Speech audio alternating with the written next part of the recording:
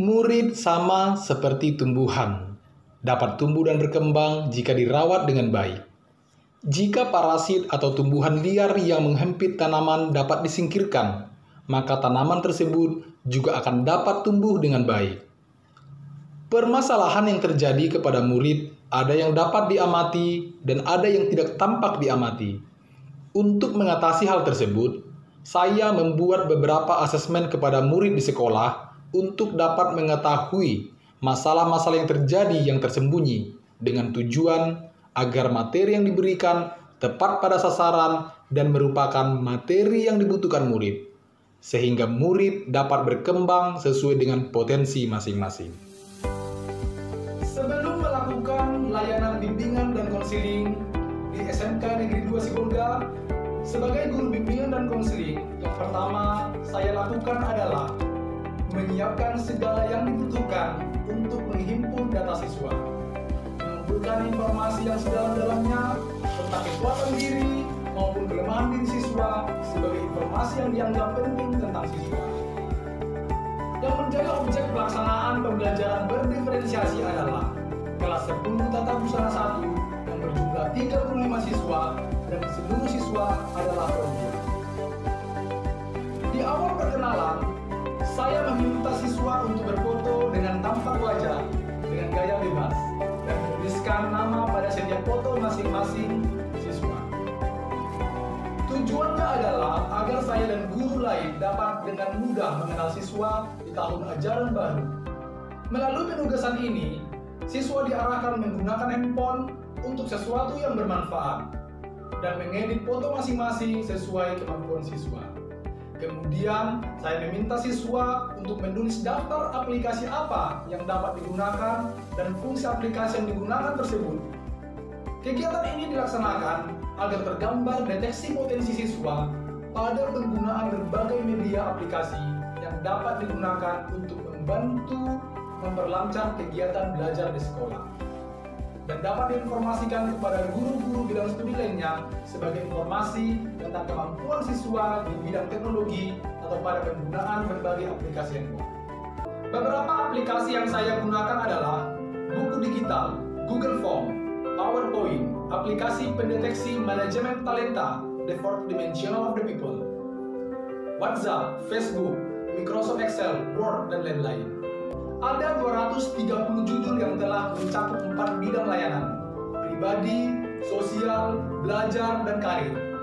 Untuk asesmen ini, siswa memilih 10 judul yang paling menarik bagi tiap-tiap siswa pada setiap bidang. Setelah kegiatan asesmen di dalam kelas, saya merekap nomor judul-judul tersebut yang paling diminati siswa untuk diberikan sebagai layanan bimbingan di dalam kelas. Kedua, angket gaya belajar siswa. Melalui link yang saya sediakan, melalui daftar pertanyaan dan pernyataan yang disediakan, maka diketahuilah siswa dengan gaya belajar audio, visual, kinestetik, dan presentasi kecenderungan siswa dengan gaya belajar masing-masing tipe gaya belajar siswa. Ketiga, aplikasi manajemen talenta. Untuk mengetahui the fourth dimensional of the people, 4 dimensi manusia yang akan digambarkan melalui warna yaitu merah, kuning, hijau, dan ungu, MKHU, dengan menggunakan rumus terbaru yang saya perkenalkan di dunia pendidikan. Aplikasi ini telah digunakan untuk seleksi karyawan swasta di perusahaan-perusahaan swasta. Pada bagian ini, yang saya lakukan adalah teknik coaching, training, dan counseling sesuai kapan teknik tersebut baik digunakan. Ilmu ini saya dapat dari kegiatan saya melalui lembaga Harvest yang saya dirikan. Saya menjalin kerjasama dengan PT dan lembaga lain dan mengadakan pelatihan atau training dengan judul Manajemen Talenta, The Fourth Dimensional of the People. Untuk manajemen talenta, saya melakukan tes kepada siswa melalui aplikasi Manajemen Talenta. Melalui aplikasi ini, tergambarlah arah kecenderungan pribadi siswa atau individu. Apa kekuatan-kekuatan yang dimiliki oleh siswa. Keempat, Socio Peer Counselor. Saya beri nama Socio Peer Counselor. Tes sosiometri biasanya digunakan untuk mengukur tingkat pertemanan seseorang atau siswa di dalam kelas, atau dapat digunakan untuk mendeteksi kedudukan siswa di dalam kelas.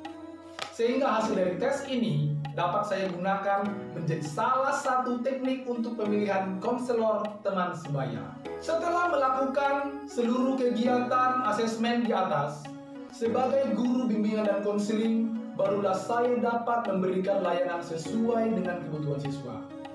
Dan layanan yang akan diberikan tepat pada sasaran. Setelah saya melakukan asesmen tersebut, maka saya tetapkanlah jenis layanan apa yang akan saya berikan berdasarkan hasil asesmen.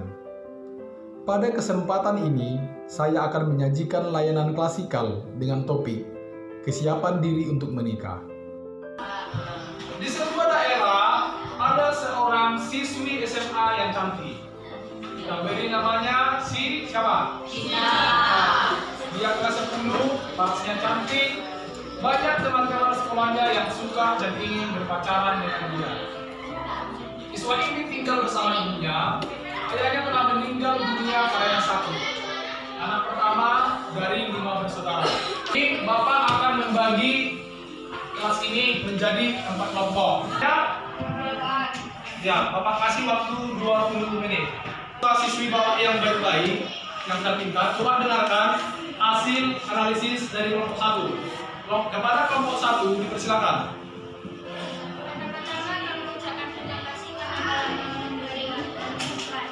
Kami dari kelompok 1 akan membacakan hasil dari analisis kami. Kemudian kemungkinan penyebab terjadinya hamil di pernikahan. Dikarenakan oleh pergaulan bebas dan kurang pantauan dari orang tua. Yang kedua, mungkin karena masalah dalam keluarga. Dan yang ketiga, mungkin juga karena kurang didikan dari orang tua. Mungkin juga karena masalah ekonomi. Dan mungkin saja mereka tidak tahu apa yang akan terjadi jika melakukan hubungan seksual. Ada juga tambahan dari apa yang telah disediakan. Faktor dari hamil di pernikahan ini adalah karena terjadi sering bertua dan nafsu yang tidak kuat, terus sering bertua dan keluar malam, lalu iman mereka tidak kuat. Sekian dan terima kasih.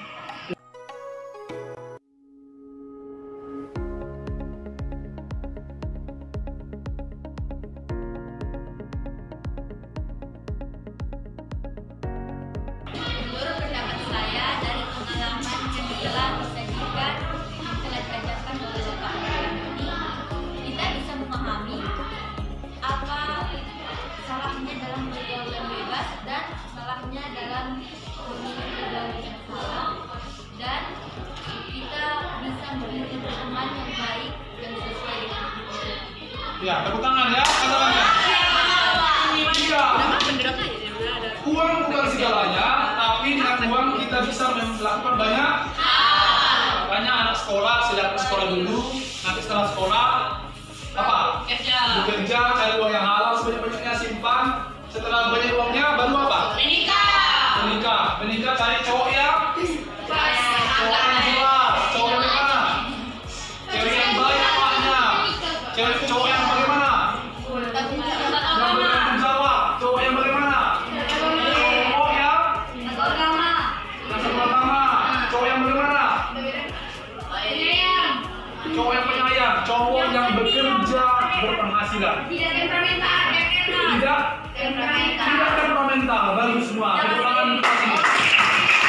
Coba bermanfaat. Untuk kelas tugas terakhir. Bapak akan bacakan tugasnya. Tugas ini sangat gampang, silakan dibuat berdasarkan keinginan kalian. Setelah mempelajari topik tentang kesiapan diri untuk menikah dan berkeluarga, buatlah sebuah karya tentang pemahaman kamu tentang topik materi yang kita bahas bersama ini. Karya dapat berupa puisi, cerpen, lagu, film, drama, poster, video atau video kartun bebas. Setelah selesai, posting di Facebook atau Instagram atau YouTube, dan kemudian tag ke Facebook Bapak. Itu Facebook Bapak, Februari Des. Kesimpulan. Untuk dapat membimbing murid dengan baik, kesimpulannya adalah maka seorang guru perlu mengetahui apa yang menjadi kebutuhan murid dengan menggunakan asesmen-asesmen sebelum pembelajaran atau layanan dimulai. Maka saya merekomendasikan untuk asesmen ini dapat dipergunakan oleh seluruh guru-guru di Indonesia agar memahami apa yang menjadi kebutuhan murid di sekolah.